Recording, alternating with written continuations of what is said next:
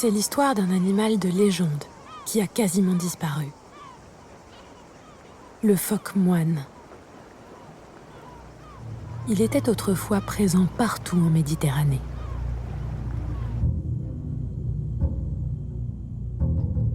Des centaines de milliers.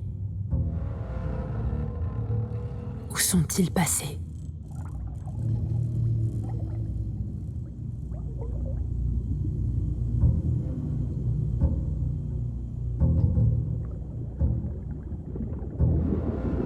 Guillaume Néry est à la recherche des derniers survivants.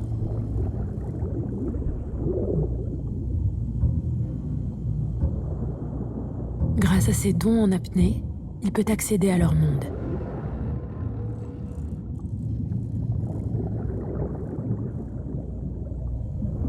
Les derniers phoques moines se cachent là où personne ne va. Ils habitent les côtes les plus sauvages de Grèce.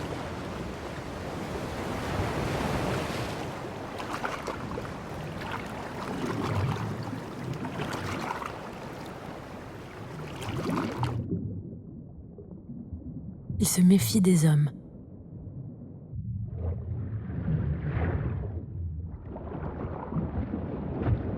Pour les suivre, il faut être un peu comme eux, pouvoir nager sans respirer.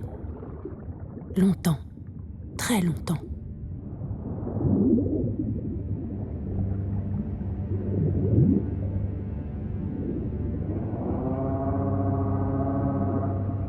Ils vivent dans des cavernes inaccessibles. Le plus loin possible de toute présence humaine.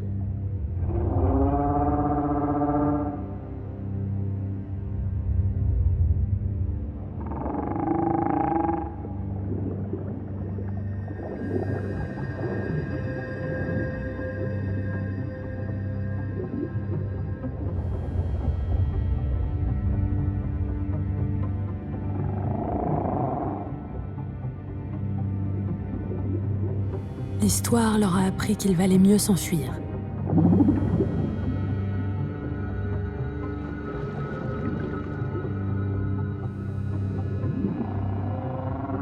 Ils menaient autrefois une vie paisible sur les plages de la Méditerranée.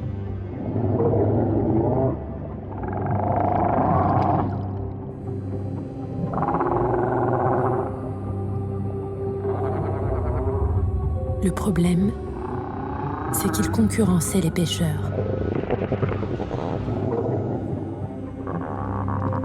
Que leur chair était savoureuse, leur graisse et leur peau convoitées. Ils ont été exterminés. Du XVIIIe au XXe siècle, on les a chassés partout en Méditerranée. Jusqu'à ce qu'on se rende compte qu'ils avaient presque disparu.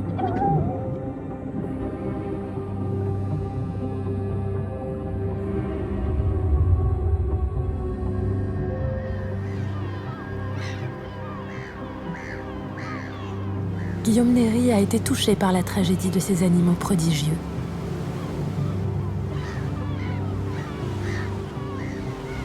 Il a voulu s'immerger dans leur monde et suivre le destin extraordinaire de l'un d'entre eux.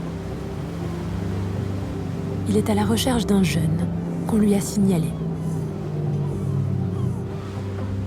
Il a été suivi par une équipe scientifique il y a quelques années. Il a vécu précisément sur cette côte.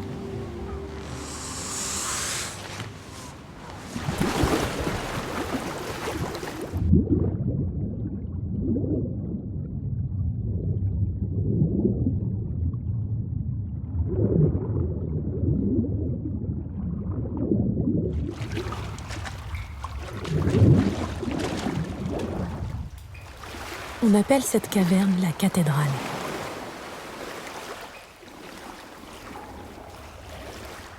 Elle est le refuge de nombreux phoques. Peut-être depuis des siècles.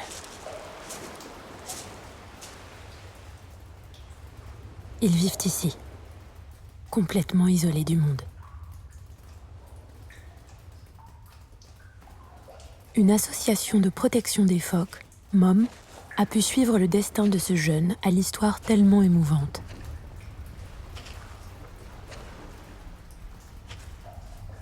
On sait qu'il est né précisément ici, grâce à une caméra infrarouge.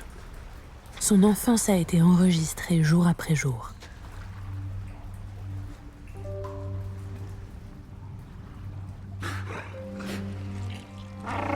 C'était il y a 5 ans, au mois d'octobre. 2 mères phoques mettent bas à peu près au même moment. Alors que notre jeune héros fait ses premiers mouvements, un événement tragique a lieu. L'autre mère perd son petit. Le bébé meurt sous l'œil de la caméra. Folle de désespoir, cette mère refuse la réalité et décide que le jeune est aussi son enfant. Elle veut rester avec eux et adopter ce petit. Commence alors pour le jeune une drôle de vie. Tiraillé entre 2 mères qui sont prêtes à se battre pour s'occuper de lui.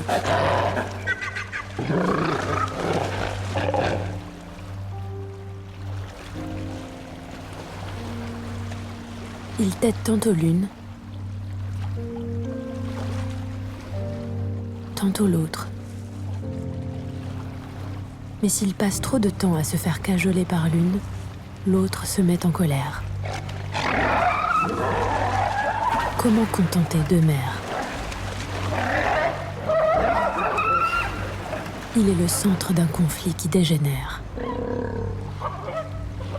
Le jeune phoque grandit rapidement, bien nourri par ses 2 mères.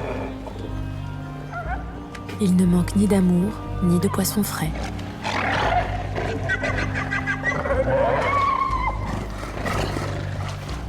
Mais elles crient et se battent sans cesse. Elles en arrivent à se mordre jusqu'au sang.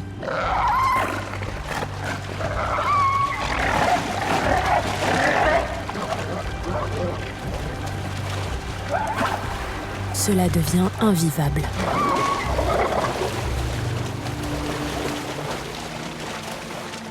C'est l'un de ces jours de bagarre que le jeune va partir.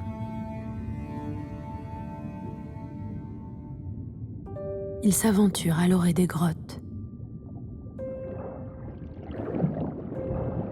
Il sent un autre monde là, tout près.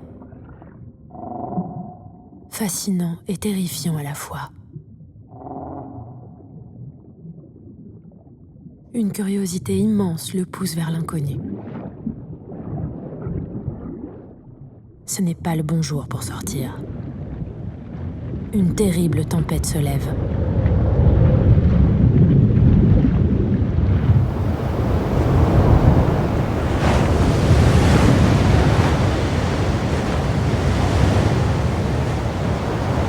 Est-il emporté par les flots? Ce soir-là, aucune image de lui dans la grotte. Le lendemain non plus. Les 2 mères restent seules. Elles n'ont plus de raison de se battre. Leur enfant n'est jamais revenu.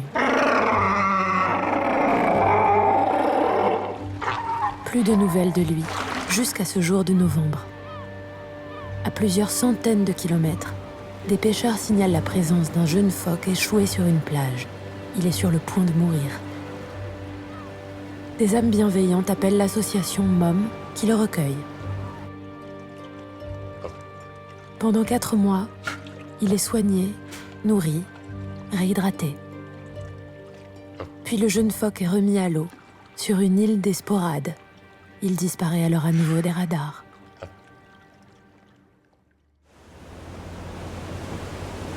Guillaume a suivi son itinéraire jusqu'à cet archipel où on l'avait relâché. Qu'est devenu le jeune phoque? S'est-il réadapté à la vie sauvage?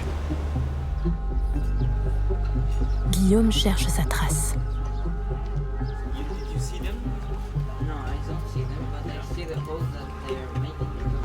Il a été vu sur une île. Il dormait sur une plage. Il a suivi le bateau de cet homme.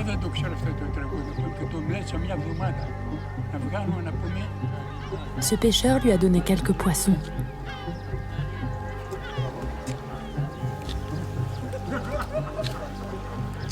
le jeune phoque se balade dans une baie à proximité.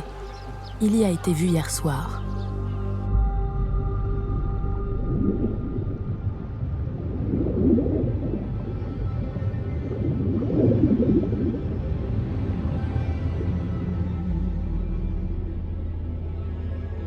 Le voilà.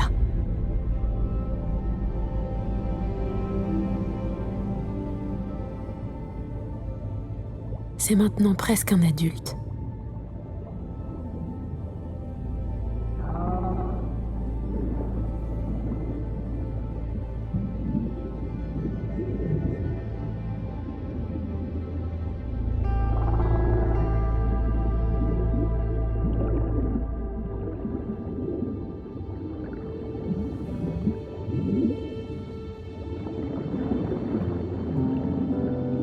Il est moins farouche que les autres.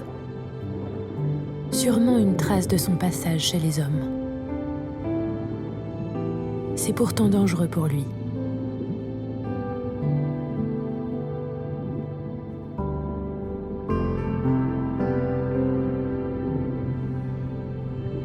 Malgré leur apparence inoffensive, les phoques sont des animaux sauvages. Et les interactions avec l'homme sont dangereuses, pour eux comme pour nous.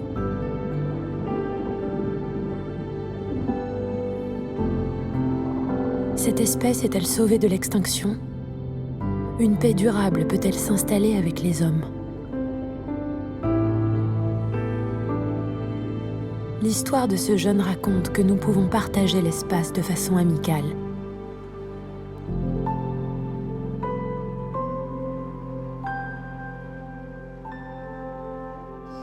Ces mammifères marins sont nos cousins. Ils ont des émotions, des souffrances, des joies. Ils peuvent avoir des liens affectifs puissants avec les autres.